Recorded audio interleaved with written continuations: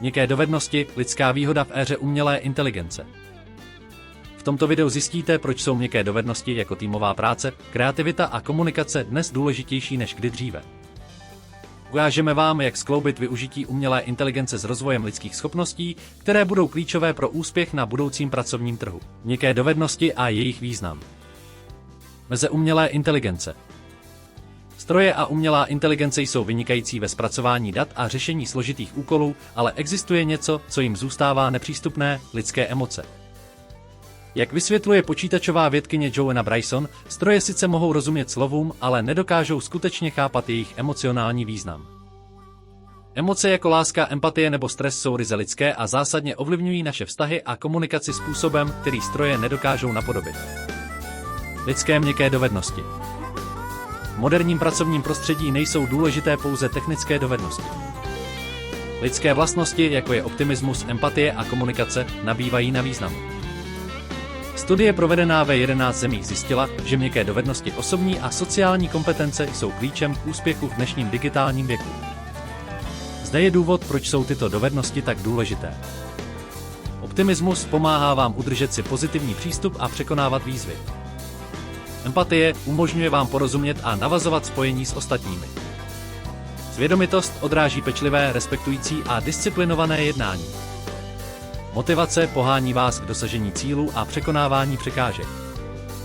Odolnost vůči stresu umožňuje vám klidně zvládat stresové situace. Rozvoj sebeuvědomění. Zásadní je porozumět svým silným a slabým stránkám. Zvažte tyto tipy, jak zlepšit sebepoznání. Pište si deník, přemýšlejte o svých pocitech a reakcích. Praktikujte relaxační techniky. Techniky jako yoga a meditace mohou pomoci zvládat stres. Sebe na pozorování, pozorujte se nebo se nahrávejte, abyste získali vhled do svého chování. Cvičení a péče o sebe, pravidelné cvičení zlepšuje fyzickou i duševní pohodu. Budoucnost práce. Lidé budou stále více spolupracovat s umělou inteligencí. Zatímco umělá inteligence zvládá data a automatizaci, lidská emoční inteligence a kreativita jsou nenahraditelné. Například ve zdravotnictví AI pomáhá při diagnostice, ale pro péči o pacienty je zásadní empatie a komunikace lékařů. Tato kombinace silných stránek člověka a stroje je zásadní pro budoucí úspěch.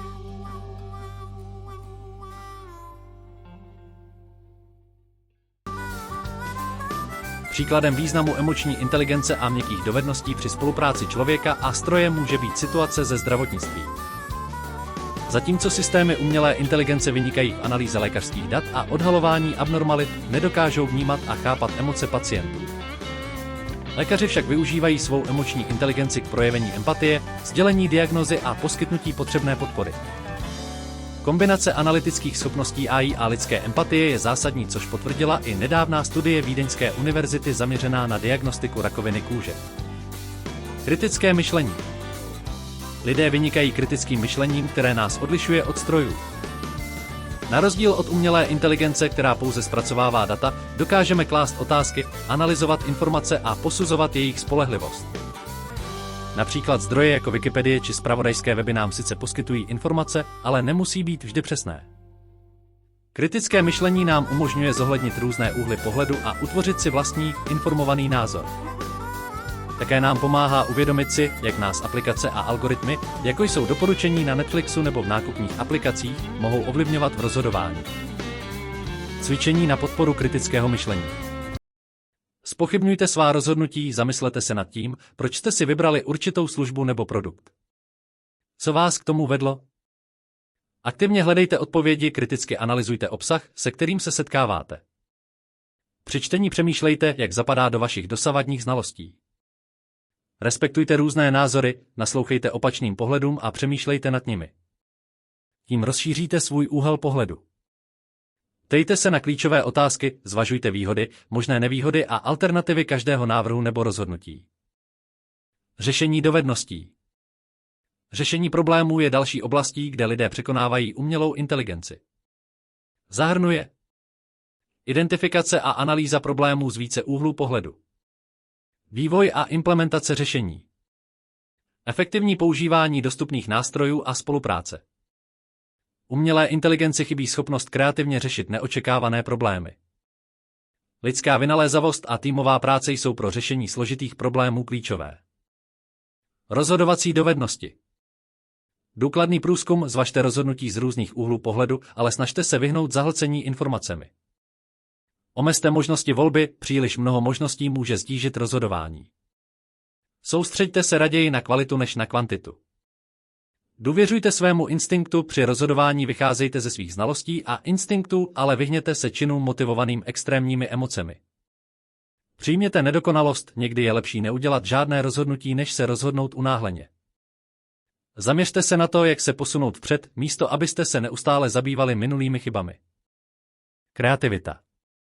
Kreativita, která je výrazně lidskou vlastností, spočívá v přehodnocování a kombinování stávajících znalostí novými způsoby. Příkladem může být suchý zip inspirovaný lopuchem nebo QR kód, který byl původně navržen pro inventarizaci, ale nyní se široce používá. Kreativita nám umožňuje inovovat a přemýšlet nad rámec stávajících řešení. QR kód, triumf kreativity a řešení problémů. QR kód, který v roce 1994 vynalezl Masahiro Hara, způsobil revoluci v kódování dat díky svému dvourozměrnému designu. Byl navržen tak, aby překonal omezení tradičních čárových kódů používaných v automobilovém průmyslu. QR kódy kódují data ve dvou směrech, což umožňuje větší množství uložených informací a lepší skenování za různých podmínek. Dnes jsou QR kódy nedílnou součástí mnoha oblastí, jako je marketing a mobilní platby, a ukazují, jak mohou inovativní řešení problémů měnit technologii. Posílení emoční inteligence. Sebepoznání, online kvízy a aktivity pomáhají mladým lidem pochopit jejich silné stránky a oblasti, ve kterých se mohou zlepšit. Životní dovednosti, cvičení, jako jsou případové studie a skupinové projekty, podporují odolnost, řešení problémů a týmovou spolupráci. Komunikace a empatie, hraní rolí a diskuse jim pomáhají efektivně komunikovat a chápat perspektivy druhých. Podpora týmové práce. Fáze týmové práce, naučte se 5 fází vývoje týmu, od vytvoření vazby až po vysoce výkonnou spolupráci. Cvičení pro týmovou práci, zábavné aktivity jako rychlé rande a vedení naslepo prolomí ledy a vybudují důvěru. Uznávání a odměňování, oslavte úspěchy týmovými výlety nebo zábavnými aktivitami, které upevní pouto. Jiskra kreativity. Vyzkoušejte svůj mozek, zkuste psát nebo kreslit rukou, která není dominantní, nebo používat více per současně. Hra se slovy a vyprávění příběhů, složte krátké příběhy s použitím náhodných slov a uvolněte svou tvůrčí stránku. Inspirace všude, hledejte inspiraci v každodenním životě, v přírodě a ve svém okolí. Proč je důležitá týmová práce?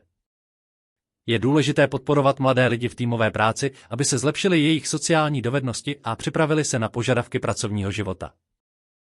Posílení sociálních dovedností a týmové spolupráce v programech pro mládež. V programu pro mládež zaměřeném na rozvoj sociálních dovedností a týmové spolupráce účastníci nejprve identifikují oblasti, ve kterých se chtějí zlepšit. Poté pracují ve skupinách na projektech, které podporují jejich komunikaci a spolupráci. Pravidelná zpětná vazba pomáhá účastníkům lépe si uvědomit své silné a slabé stránky, zatímco aktivity jako hraní rolí se zaměřují na řešení týmových problémů. Program končí reflexí, během níž účastníci hodnotí své úspěchy a identifikují oblasti pro další rozvoj, což jim pomáhá rozvíjet klíčové dovednosti pro jejich budoucnost. Shrnutí. Výukové video se zaměřilo na cvičení, která podporují emoční kompetence, týmovou práci a kreativitu u mládeže, s důrazem na sebeuvědomění a ochotu ke změně. Prezentovalo postupy, jak přizpůsobit školení analýze potřeb účastníků a využívalo metody jako skupinovou práci a hraní rolí k rozvoji emoční inteligence v klíčových oblastech dovedností. Děkujeme za sledování.